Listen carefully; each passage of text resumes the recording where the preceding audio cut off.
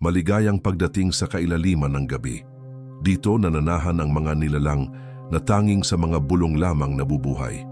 Halina at saksihan ang mga kwentong nagpapatindig ng balahibo.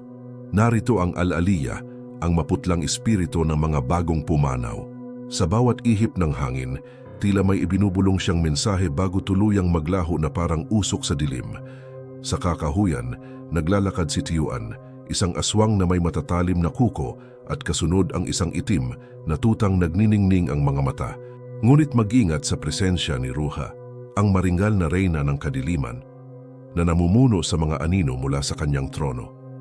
Masdan ang lakas ni Ikran, isang higanting may balat na kasing tigas ng bakal, walang sugat na kayang itanim ng anumang sandata. At sa tapat ng bilog na buwan, lumilipad si Unga-Unga, isang manananggal na may naglalakihang pakpak ng paniki at matatalim na pangil.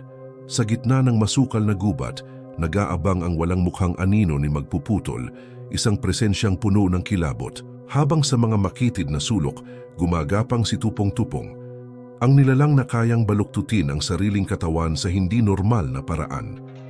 Ang dilim ay puno ng lihim, huwag maglakad mag-isa, dahil baka sila na ang sumusunod sa iyo.